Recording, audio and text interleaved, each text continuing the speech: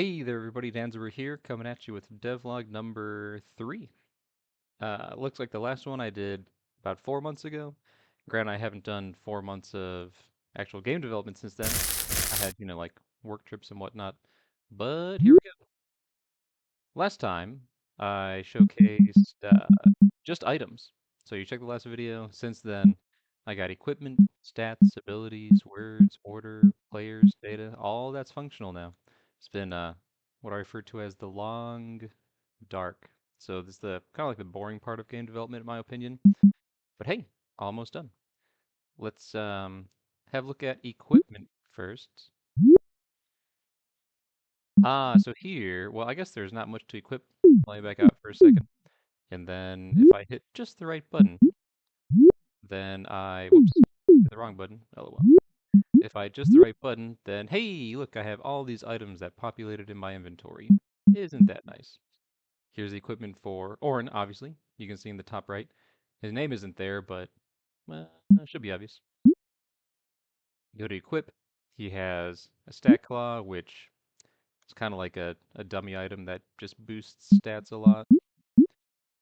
When you go to equip something, you can see, based on the text color and the little arrows, what is better or worse. So the cursed claw has more attack than the fast claw, but less defense, ether defense, and speed, and so on. Again, the stat claw is just a joke item. Oh, the strong claw, maybe not that one. You know what? Actually, there's an item called the heavy claw, which is two-handed. But whatever. Bandana, you can slap on shades instead. They look cool, I'm sure. For vest, slap on attack vest. Regen ring for accessories. This doesn't change stats, but gives you a status effect, so you heal in battle.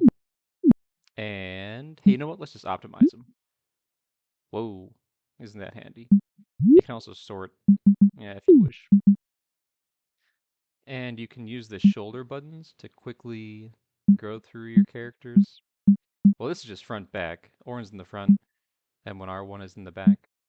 If you hit the other shoulder button, it'll cycle through the front characters. And right now they all have the same stats as Orin. Well, the same equipment stats anyway. Uh, that's good. There's equipment.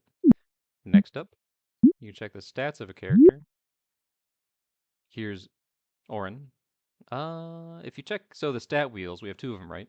The top right one is for your primary stats, like attack, defense, and speed, and so on. And the bottom one is for your secondary stats, accuracy, critical, and so on. And the wheels are, well, the top one at least is roughly divided left to right. The left is magic type stuff, and the right is physical. The stat sticks are kind of messing it up. Let me remove these stat claws here.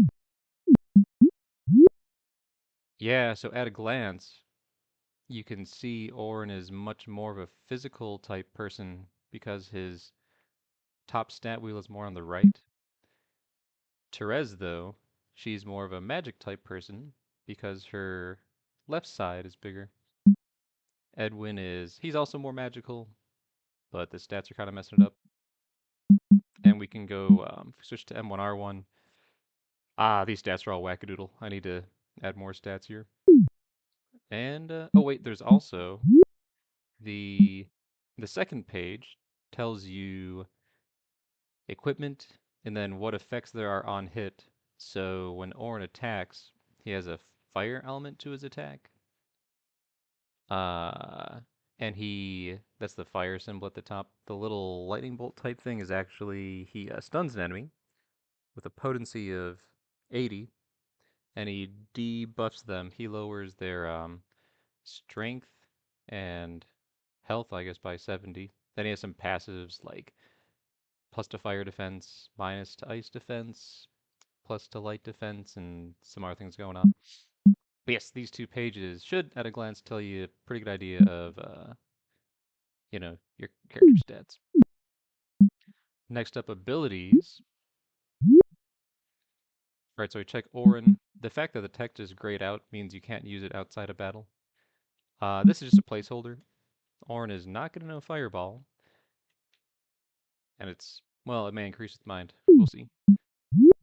You go to check Therese. She knows Cerebrate. She can think real hard, and she can also repair. Let's repair. Okay. So you look at the bottom. It says restores a little HP to one mechanical ally, right? Well, if you go to repair Orin, he's not mechanical, so you get the want want want sound. M1R1 is mechanical, and hey, it works just fine. Isn't that grand? And Therese's AP was reduced. You go to check Edwin. So no one is unconscious right now, but revive only works on unconscious people. And then first aid heals a living, as in like non-mechanical, non-undead person. He can heal Therese. Omni-aid is a heal on everyone, except again, not mechanical. So if M1R1 didn't have max health, it wouldn't affect it. And if you try to use it when everyone's already at full health, you get the want want want.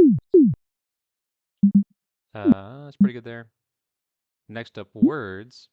So words, this is like the magic system. You know what? I want to hold on. So I also have another button where I reset people's. Let's check.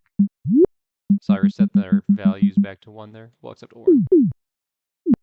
Anyway, so go to words. This this is what the spellcasting looks like. So we have the prefixes are diamonds. It's like the big picture is you you say a magical word, but the magical word has, like parts of the word. So it's constructed from prefixes, roots, tenses, and suffixes. Uh, Therese. So the root is like the main thing, the main effect. She only has the water/electric root, which you can't use outside of combat. So she actually, I mean, you can like see what she can do here, but she can't heal, so not super helpful.